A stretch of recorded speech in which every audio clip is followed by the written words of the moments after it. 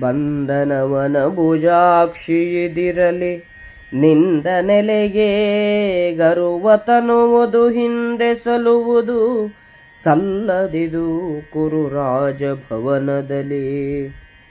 ಇಂದು ಮರೆ ನಡೆ ನಮ್ಮ ತೊತ್ತಿರ ಮುಂದೆ ಮೆರೆ ನಡೆ ಮಂಚದಿಂದಿಳಿ ಎಂದು ಜರೆದನು ಕೌರವಾನುಜನ ಮಹಾಸತಿಯ. ಜನಪನನುಜನು ನೀನೆನಗೆ ಮೈದುನನಲೆ ತಪ್ಪೇನು ಯಮನಂದನನು ಸೋಲಲಿ ನನ್ನ ಪ್ರಶ್ನೆಗೆ ಕೊಡಲಿ ಮರುಮಾತ. ಅನುಜ ಕೇಳೈ ಪುಷ್ಪವತಿ ತಾನೆನಗೆ ರಾಜಸಭಾ ಪ್ರವೇಶವದನುಚಿತವಲೇ ಹೇಳೆನಲು ಖಳರಾಯ ಖತಿಗೊಂಡ. ಎಲ್ಲಿಯದು ದುಷ್ಪ್ರಶ್ನೆ ಮರುಮಾತೆಲ್ಲಿಯದು ನೀ ಪುಷ್ಪವತಿಯಾಗಿಲ್ಲಿ ಫಲವತಿಯಾಗು ನಡೆ ಕುರುರಾಯ ಭವನದಲ್ಲಿ.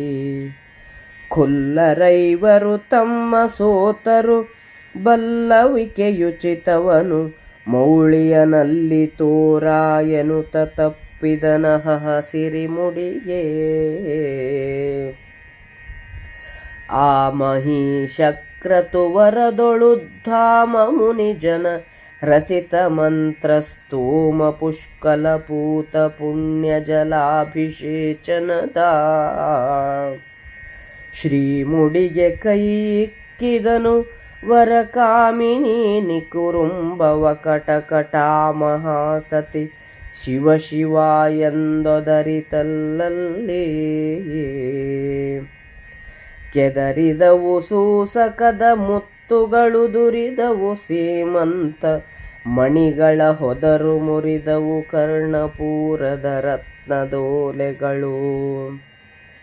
ಸುದತಿಯರು ಗೋಳಿಡುತ್ತ ಬರೆ ಮೆಟ್ಟಿದನು ತಿವಿದನು ಕಾಲಲಡ ಬಿದ್ದುದುದು ಸಖೀ ಜನವೆಳೆದು ಝಾಡಿಸಿ ಜರೆದು ಝುಂಪಿಸಿದ.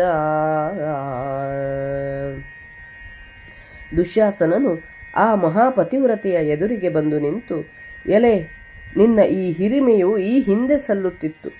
ಕೌರವನ ಅರಮನೆಯಲ್ಲಿ ಇದು ನಡೆಯುವುದಿಲ್ಲ.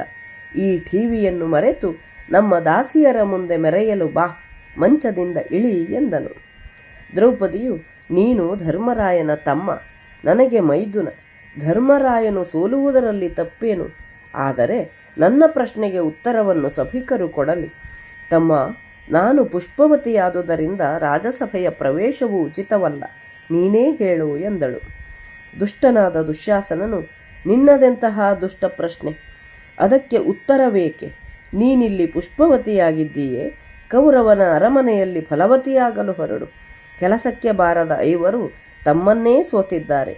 ನಿನ್ನ ಉಚಿತವಾದ ತಿಳುವಳಿಕೆಯನ್ನೂ ತಲೆಯನ್ನೂ ಅಲ್ಲಿ ತೋರಿಸು ಎನ್ನುತ್ತಾ ಅವಳ ಮುಡಿಗೆ ಕೈ ಹಾಕಿದನು.